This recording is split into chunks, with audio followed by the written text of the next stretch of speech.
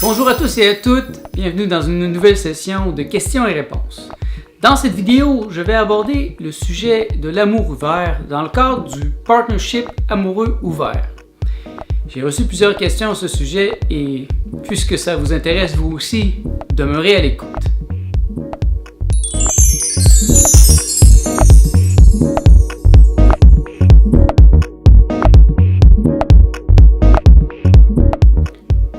Mon nom est Nicolas Lehoux, bienvenue dans l'univers jovial de Nicolas. Dans toutes les vidéos que je mets sur ma chaîne YouTube, je vous propose un programme pour un nouvel univers. Car une nouvelle ère nécessite une pensée nouvelle. Vous avez déjà répondu à une de mes questions dans votre vidéo sur les CD, mais j'aimerais encore vous solliciter pour aborder le sujet du partnership amoureux ouvert auquel j'aimerais convertir une amie intéressée présentement. J'ai déjà visionné les conférences et reportages réalisés sur le sujet par la constellation jovialiste. Auriez-vous des explications quant au processus d'évolution émotionnelle conduisant à ce choix? Voilà une très bonne question. Mais avant de pouvoir répondre à cette question et afin que tout le monde comprenne bien qu'est-ce que c'est le partnership amoureux ouvert, je vais commencer par définir un peu plus les termes.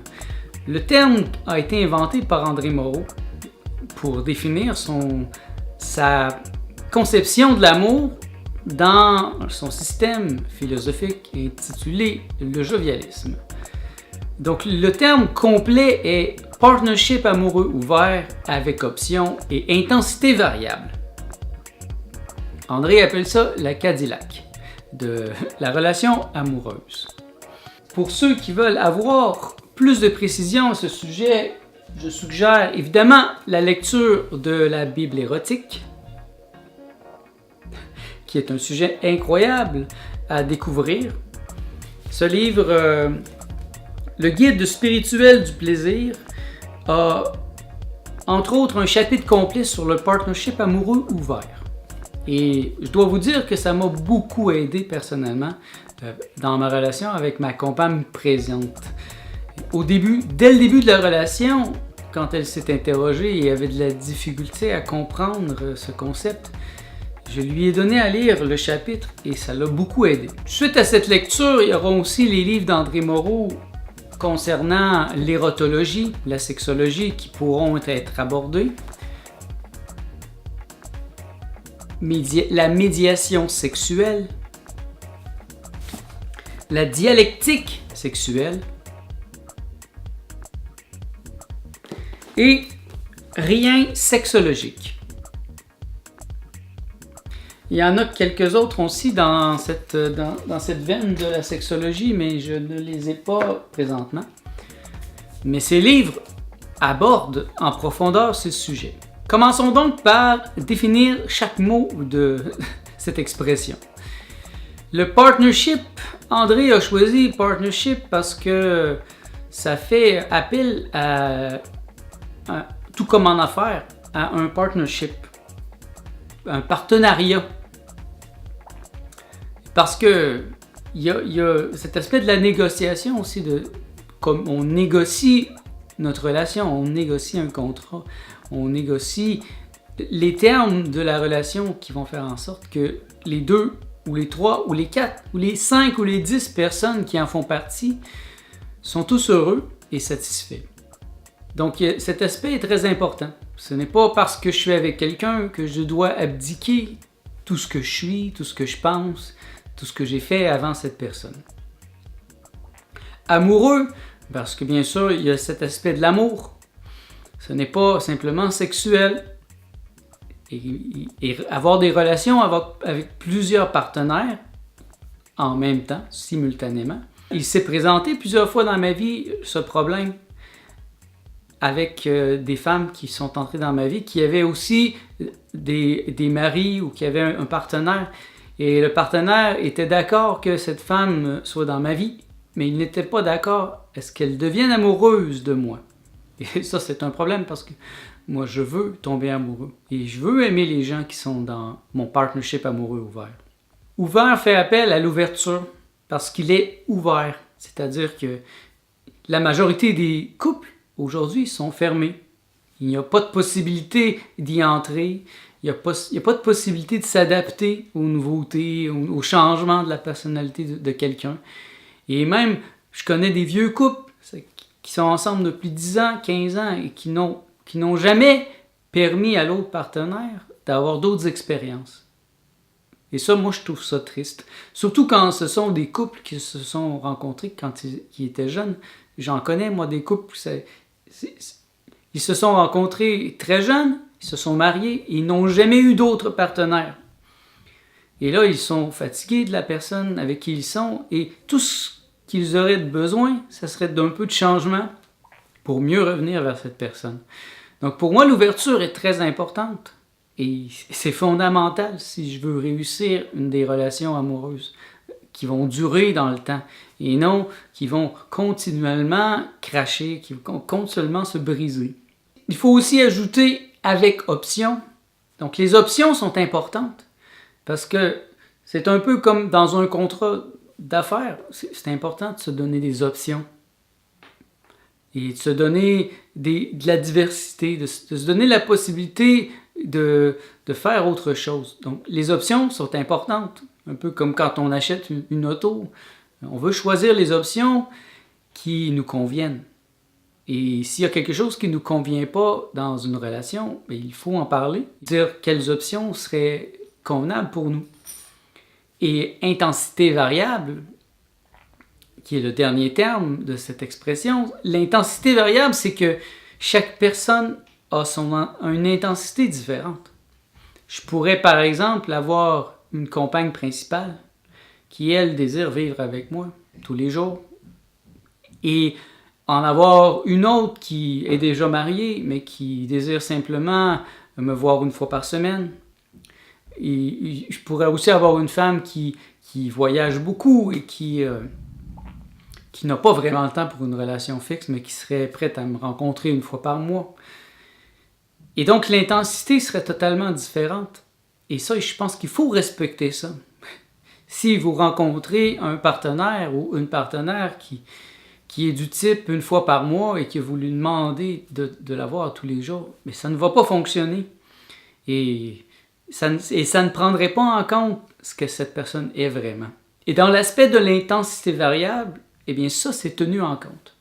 Et pour moi, c'est important, quand je rencontre une femme, de pouvoir lui expliquer qu'elle est différente de tous les autres, que son intensité ne sera jamais pareille. Donc, si ma compagne principale est du type qui désire vivre avec moi tous les jours, bien c'est possible d'entrer dans les interstices qui vont rester pendant qu'elle travaille, dans des moments où elle est déjà occupée. Il est possible de faire entrer dans d'autres interstices, dans d'autres plages de temps, des femmes qui, elles, ne désirent que des rencontres ponctuelles parce qu'elles ont autre chose à faire. Donc, le partnership amoureux ouvert avec option et intensité variable est donc une manière très complexe de définir la relation amoureuse en prenant compte de tous les aspects de la personnalité, des désirs, de la personnalité d'une personne. Ce n'est pas simplement une relation amoureuse, telle que définie généralement, ou le mariage même. C'est beaucoup plus complexe. Et je remercie André Moreau d'avoir réfléchi à ce sujet-là parce que, personnellement, j'ai toujours été ainsi. Et ça a été long avant que je trouve la vraie définition de ce que je suis. Lorsqu'on peut définir précisément certains processus mentaux, certains désirs, ça devient beaucoup plus facile de les exprimer aux autres. Et je peux dire que c'est devenu de plus en plus facile d'exprimer ma perception des relations amoureuses avec le temps. Et ça a été long, parce que j'ai passé par plusieurs étapes. Ça a été seulement vers 28 ans que j'ai rencontré la pensée d'André Moreau et j'ai commencé à la lire.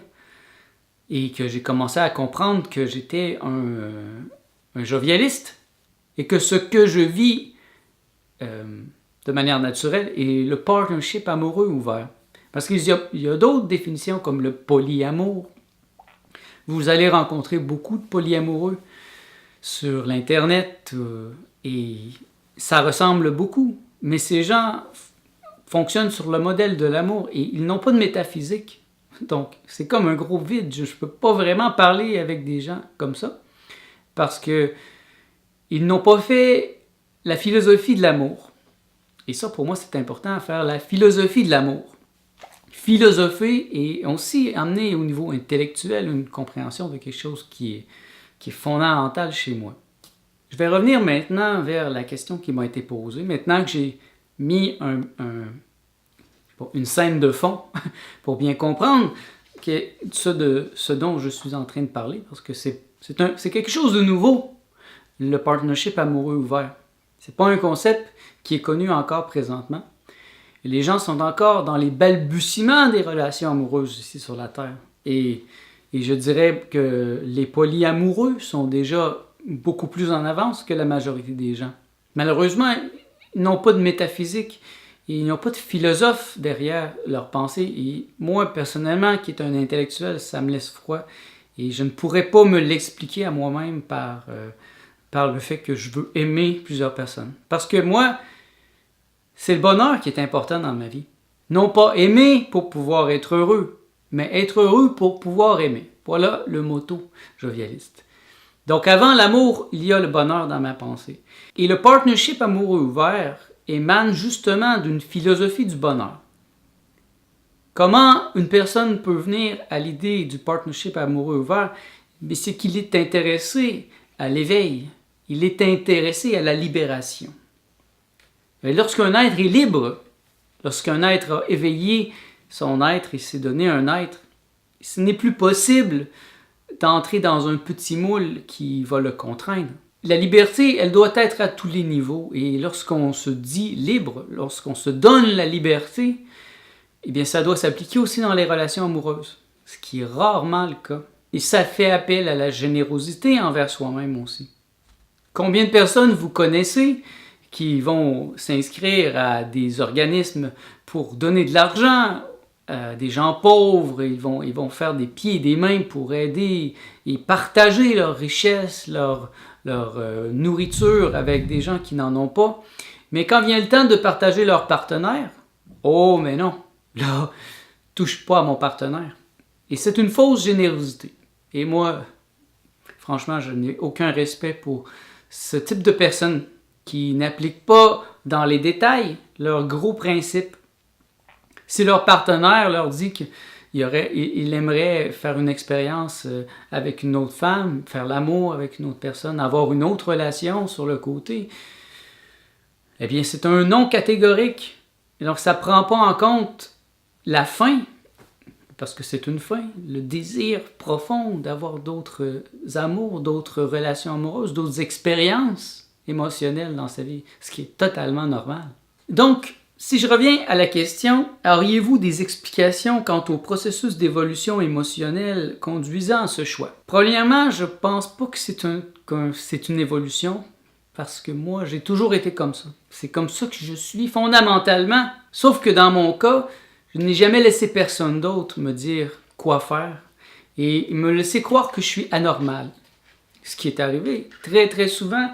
Les rebutades sont constantes dans la société présentement. C'est quelque chose que j'ai dû apprendre à vivre avec.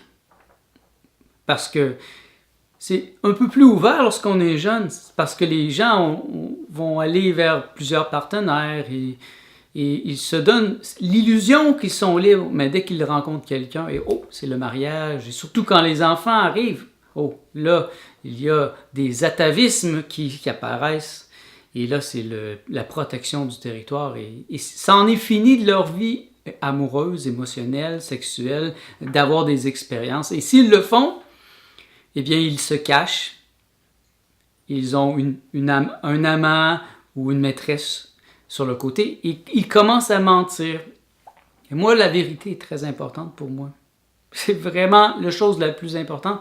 La vérité avec ma partenaire. C'est important, moi, que mes partenaires sentent le courage de me dire ce qu'elles pensent, ce qu'elles désirent, si elles veulent vivre des expériences, qu'elles m'en parlent. Et que s'ils sont allés dans une soirée et qu'elles ont rencontré un homme et qu'elles ont passé la nuit avec, qu'elles m'en parlent. Et ça m'est arrivé. Et je suis très heureux d'avoir développé ce système avec mes compagnes. Je pense pas que ce soit une évolution, parce que je crois pas à l'évolution, premièrement. Et donc, c'est un trait de personnalité. Je crois qu'on est fondamentalement comme ça, parce que je suis fondamentalement comme ça, même si ça a été long avant que je le comprenne et que je mette une définition plus précise. J'ai toujours été comme ça. Je me rappelle que même quand je suis arrivé à Montréal vers 24 ans, que j'ai commencé à avoir des relations amoureuses, là, c'était clair que je voulais plusieurs relations en même temps. Et j'ai trouvé dans la littérature des gens qui avaient cette vision, par exemple Jean-Paul Sartre. J'avais beaucoup apprécié rencontrer un intellectuel qui avait cette pensée parce que ça justifiait d'une certaine manière ce que je pensais déjà par moi-même. Et après, bien sûr, j'ai trouvé le polyamour, mais c'était très insatisfaisant. Il manquait quelque chose. Et là, quand j'ai rencontré la définition dans le jovialisme du partnership amoureux ouvert avec option et intensité variable, eh bien là, j'ai su que j'allais pouvoir enfin mieux expliquer aux femmes de ma vie ce que je suis vraiment. Et que j'allais pouvoir leur démontrer que ce n'est pas anormal de penser ainsi. Que ce n'est pas moi qui est un handicapé. En fait, c'est la majorité des gens dans la société qui sont des handicapés émotionnels. Je n'aime pas beaucoup le terme évolution, j'aime mieux le terme éducation. Parce que, bien sûr, c'est l'école des émotions. Et s'éduquer émotionnellement, c'est très important. Dans mon cas, il me semble que j'ai toujours été évolué émotionnellement. Parce que je ne suis pas quelqu'un qui est jaloux. Partager, pour moi, c'est pas un problème. Et c'est naturel. Et si j'ai eu besoin d'intellectualiser et de comprendre plus, c'est pas parce que moi je le comprenais pas, mais c'était bien pour l'exprimer aux femmes de ma vie. Et souvent, j'ai perdu des relations parce que je suis comme ça, parce que je suis ouvert. Et la femme qui entrait dans ma vie voulait tout de suite prendre le contrôle, et comme si je n'avais pas eu de vie avant elle, comme si je n'avais aucun autre désir. C'est complètement ridicule. Parfois, j'ai vécu des situations vraiment ridicules. Et j'ai dû passer à travers, sachant que j'avais raison, y a pas de... Ce n'est pas normal d'entrer dans la vie de quelqu'un et de tout régenter, de lui dire quoi penser, de lui dire qui aimer, et de vérifier son passé pour qu'il n'y ait plus de contact avec ces gens qui ont été importants dans sa vie, qui sont probablement encore importants. Donc si la question, en fait, est « Avez-vous des explications quant au processus d'évolution émotionnelle conduisant à ce choix? » Moi, je pense que le vrai mot qui devrait être utilisé, c'est l'éducation émotionnelle. Donc, c'est l'école des émotions. C'est d'éduquer ses émotions. Ce n'est pas évident sur cette planète parce que la majorité des gens n'ont aucune éducation émotionnelle. Et les émotions, c'est ce qui tue en même temps, c'est ce qui provoque les maladies. Et c'est au lieu de focuser sur les émotions, moi je focus sur les sentiments. Le sentiment, c'est comment je me sens ici et maintenant. Au lieu d'une émotion. Une émotion, c'est basé sur le futur ou le passé. C'est « Ah, elle va me laisser », ou « Je vais être heureux avec elle, je ne serai jamais capable d'avoir quelqu'un d'autre ou d'aussi parfait. » Alors, ça me crée des émotions et ça trouble ma pensée, ça trouble la clarté de mes idées. Donc, la première chose à faire, à mon avis, est d'éduquer émotionnellement les gens autour de nous. Parce que je me considère éduqué émotionnellement. Je ne suis pas subjugué par mes émotions. Je suis plus au niveau des sentiments. Comment je me sens? Par exemple, je l'ai répété souvent aux femmes de ma vie que pour moi, c'est pas l'amour qui est le plus important, c'est le bonheur. Comment je me sens? Est-ce que je me sens heureux dans cette situation? Et si je me sens heureux, ça va être facile d'aimer. Et l'amour va grandir. Mais si je ne me sens pas libre, si je ne me sens pas heureux, alors à quoi bon investir du temps dans une relation avec quelqu'un qui n'a aucun égard pour cet aspect qui est le plus important dans ma vie? Un bon exemple, c'est que j'ai perdu beaucoup de relations avant même qu'elles commencent en abordant tout de suite le sujet de l'amour ouvert. Cette femme n'était pas éduquée émotionnellement Et ils ont pris peur dès que j'ai prononcé ces mots. Et j'ai cherché comment je pourrais exprimer tout de même ma pensée, parce que je ne veux pas cacher cet aspect de ma personnalité quand je commence une relation. Et j'ai trouvé que si je parlais plutôt de la liberté, dans ma relation présente, je suis déjà avec Martha depuis près de 5 ans, j'avais compris ça enfin, ça a été long avant de comprendre, mais j'avais compris comment aborder le sujet. Et je l'ai testé avec elle et ça a bien fonctionné. Au lieu de lui dire que moi je veux avoir une relation ouverte, que je vais avoir plusieurs partenaires, j'ai plutôt abordé le sujet dès le départ par l'aspect de la liberté. Je lui ai parlé que pour moi la liberté c'est fondamental. Et je l'ai fait réfléchir sur le sujet, on a parlé du sujet. Et ça l'amène l'idée que je suis libre à tous les niveaux, que j'allais me donner cette liberté dans notre relation. Et elle a vraiment bien compris. Et elle a décidé d'entrer en relation avec moi, sachant cela. Et ça a toujours été fondé sur ça. Et donc pour moi, cet aspect de l'éducation a toujours été là parce qu'il a fallu que je l'éduque à ne pas se laisser troubler par ses émotions. Par exemple, dès le départ, il y avait eu 2 autres femmes dans ma vie. Et il y a une femme qui est venue comme ça, elle, ma principale, demeurait ici, et j'ai eu une autre amie qui est venue. Et je l'avais averti qu'il allait se passer quelque chose, sexuellement, émotionnellement. Et par la suite, elle était fâchée, elle s'est sentie trahie. Mais je lui ai dit, je ne t'ai pas trahi, je t'en ai parlé. Si je t'avais trahi, c'est que je t'en aurais pas parlé, et j'aurais fait semblant, et tu l'aurais appris sans que je te le dise. Mais il n'y avait pas eu de trahison, donc il n'y avait pas raison d'avoir cette émotion. Et puisque l'émotion était là, bien, on en a parlé. Et on l'a examiné. Et là, j'ai commencé à éduquer ces émotions à ce sujet-là. Il va toujours y avoir des émotions, ça fait partie de la réalité, ça fait partie des relations amoureuses, mais plus on est éduqué, mieux on comprend ces choses-là et mieux on peut naviguer à travers les émotions. On ne se laisse pas abrutir par les émotions. Et c'est constant dans les relations. Je vois des gens qui détruisent leur relation par le fait qu'ils ne sont pas éduqués émotionnellement. Donc, au lieu de chercher à évoluer, cherche plutôt à éduquer, premièrement, les tiennes. Et lorsqu'elles seront bien éduquées, lorsque tu auras mis d'une part des mots, que tu comprendras l'aspect philosophique, l'aspect métaphysique, émotionnel, physiologique, eh bien là, ça sera très facile de pouvoir en parler. Ça ne veut pas dire que les autres vont comprendre facilement, et toujours, c'est un combat, malheureusement. Et c'est une des raisons pourquoi moi je désire en parler comme ça, parce que j'aimerais que viennent à moi des gens qui veulent vivre comme moi, et non des gens avec qui je dois me battre constamment.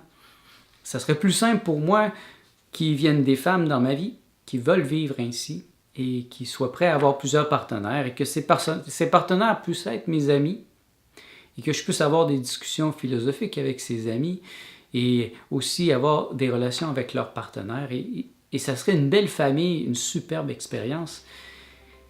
Et c'est mon utopie. Je souhaite que ça se réalise dans cette réalité, dans ce monde, avant que je le quitte. Et toute ma vie, je vais vivre ainsi. Je ne vais jamais abdiquer ma liberté pour l'amour d'une seule personne.